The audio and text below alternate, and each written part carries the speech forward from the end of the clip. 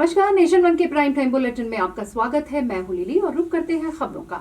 उत्तराखंड के देहरादून में मुख्यमंत्री त्रिवेंद्र सिंह रावत की अध्यक्षता में सचिवालय में वन्य जीव बोर्ड की बैठक हुई, जिसमें सूबे में बढ़ते मानव वन्य जीव संघर्ष को देखते हुए कई अहम फैसले लिए गए। इसी दौरान मुख्यमंत्री ने निर्देश दिए कि जंगल की सीमा से सटे गाँव के निवासियों के लिए सामूहिक बीमा योजना संचालित की जाए।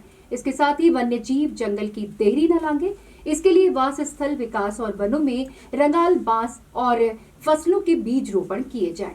वन्य जीवों द्वारा जो हानि पहुंचाने पर जो मुआवजा था मृतक को 3 से 5 कर दिया गया है, 3 लाख से 5 लाख रुपया, और जो गंभीर घायल होते हैं उनको 50,000 से 2 लाख कर दिया गया है। ये वन विभाग के सहयोग से ग्रीन टूरिज्म इसको हम लोग और बढ़ावा, कॉर्बेट के बफर जोन व रामनगर वन प्रभाग में हमने हाथी सफारी 10-10 हाथी, 10 सवेरे और 10 शाम को उसको लिमिट किया उसको, तो 10-10 हाथी सफारी के लिए उसके लिए अनुमति की है।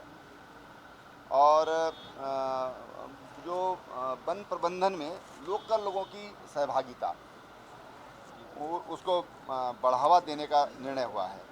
देहरादून से अमित रतूड़ी की रिपोर्ट। यूपी के बलिया में बीजेपी सांसद और भारतीय किसान मोर्चा के अध्यक्ष वीरेंद्र सिंह मस्त ने राहुल गांधी पर जमकर निशाना साधा। उन्होंने राहुल पर सत्ता के लिए किसान आंदोलन को हवा देकर गुमराह करने का आरोप लगाया। उन्होंने ये भी कहा कि देश में भारतीय किसान मोर्चा किसानों का सबसे बड़ा संगठन है और जो किसान आंदोलन के नाम पर सड़कों पर दूध, फल और सब्जी ट्रकों से रौंदते हैं वो कभी किसान नहीं हो सकते। सांसद के बोल यही नहीं रुके, उन्होंने राहुल को ये तक कह डाला कि जो दाई की गोद में पलने वाले हैं वो माई की गोद में पलने वालों से नहीं लड़ सकते। किसान आंदोलन कर रहे हैं उसके नेता राहुल गांधी और सिंधिया है, तो मुझे कभी कभी हंसी आती है कि किताब में पढ़ने से किसान और कृषि नहीं जान सकते। हम लोग खेत खलिहान से किसान जानते हैं, मेड़ से किसान जानते हैं, गाँव से किसान जाते हैं। हम लोग के खून में कृषि और किसान। वो लोग गुमराह करने के लिए, समाज में वितंडा पैदा करने के लिए इस तरह का कार्य कर रहे हैं। विरोध तो करना ही चाहिए, विरोध विपक्ष में है तो विरोध करें, लेकिन सार्थक विरोध ही सार्थक विपक्ष की भूमिका तय करता है। जो सड़क पर दूध गिराता है वो किसान तो नहीं। मैं किसान होने के नाते इस बात को कर सकता हूँ। जो प्याज, टमाटर, संतरा, आलू, लहसुन, अंगूर जो सड़कों पर ट्रक से रौंदवाता है प्रोटेस्ट के नाम पर, विरोध के नाम पर, वो किसान तो नहीं। एक भुट्टा अगर किसान का कोई तोड़ता है चोरी से, एक लाठी लेकर मिलों तक दौड़ाता है, लेकिन प्रेम से मांगता है तो उसको भुट्टा भी खिलाता है और 10 बांध के भी दे देता है गमछे में कि ले जाओ घर के लोगों को। बलिया से रत्नेश सिंह की रिपोर्ट। और यहाँ पर वक्त एक छोटे से ब्रेक का, रुकेंगे यहाँ पर ब्रेक के लिए। खबरों का सिलसिला यूं ही जारी रहेगा। हाँ, मैं मांगलिक हूँ और मैं 30 साल की होने जा रही थी। Then I found Mangliks.com, शादी योग्य मांगलिक लड़के लड़कियों की एक अकेली जेन्युइन वेबसाइट। इसमें है 1 लाख से ज्यादा मांगलिक प्रोफाइल्स और रजिस्टर करना फ्री और एकदम आसान। अब अपना मांगलिक लाइफ पार्टनर सर्च करें, मैच करें और Mangliks.com पर पाएं अपना मनपसंद जीवन साथी।